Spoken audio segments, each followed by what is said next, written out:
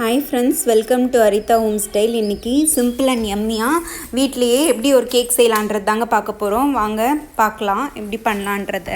நான் ஒரு மிக்ஸி ஜாரில் ஒரு பனானா எடுத்துக்கிறேங்க. அதுக்கப்புறம் ஒரு கப்பு நாட்டு சர்க்கரை எடுத்து போட்டுக்கலாங்க.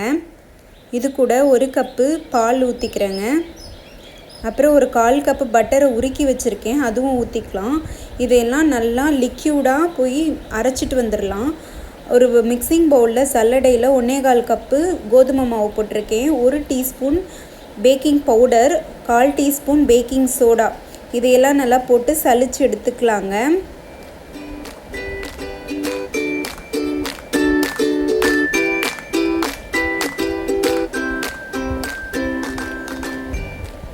அரைச்ச லிக்யூடை இதோட சேர்த்து நல்லா மிக்ஸ் கொடுத்துக்கலாம்.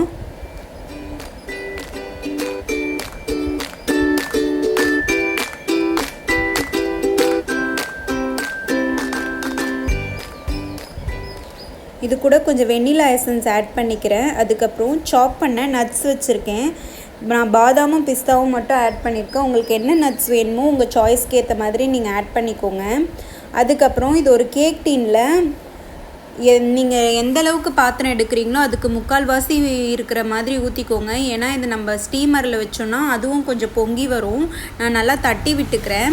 இதுக்கு மேலே டாப்பிங்ஸ்க்கு உங்களுக்கு ஃபேவரட்டான எந்த நட்ஸ் வேணுமானாலும் போட்டுக்கலாம். நான் பாதாமும் பிஸ்தாவும் மட்டும் சாப் பண்ணி வச்சுருக்கேன், அது போட்டுக்கிறேன்.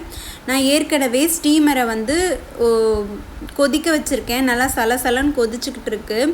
இப்போ இது மேலே நம்ம பிளேட் வச்சு நம்ம பேட்டரோட டின்னை இதுக்குள்ளே வச்சிடலாம்.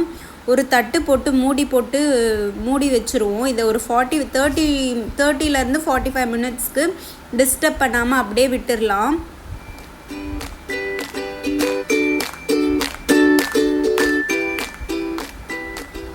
நான் ஒரு 45 மினிட்ஸ் ஆச்சுங்க. எனக்கு ஓப்பன் பண்ணி பார்க்குறேன். நல்லா புஷ்ஷுன்னு பொங்கி வந்திருக்கு.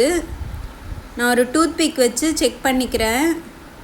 நல்லா வெந்துருச்சுங்க, எதுவும் ஒட்டாமல் இருக்குது. இப்போ இதை எடுத்து நம்ம ஆற வச்சிடலாம். எவ்வளோ சூப்பராக வந்திருக்கு பாருங்கள். நல்லா வெடித்து மேலே புஷ்ஷுன்னு வந்திருக்கு. நீங்கள் இன்னும் கூட கம்மியாக ஊற்றுனீங்கன்னா அந்த வெடிப்பு வராமல் இருக்கலாமோ என்னவோ தெரியல. நான் இதை வேறு ஒரு தட்டில் ட்ரான்ஸ்ஃபர் பண்ணிக்கிறேன். ரொம்பவே சாஃப்டாக ஃப்ளஃபியாக இருக்குங்க கேக்கு.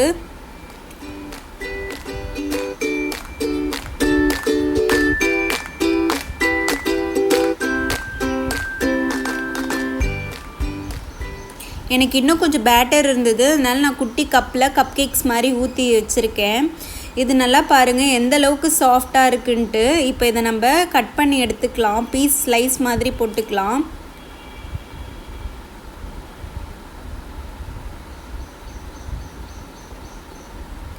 அந்த கப் கேக்கும் நல்லா பேக் ஆகிடுச்சுங்க, அதுவும் எடுத்துக்கிறேன். கட் பண்ணிக்கலாம். ரொம்பவே சாஃப்டாக இருக்குங்க.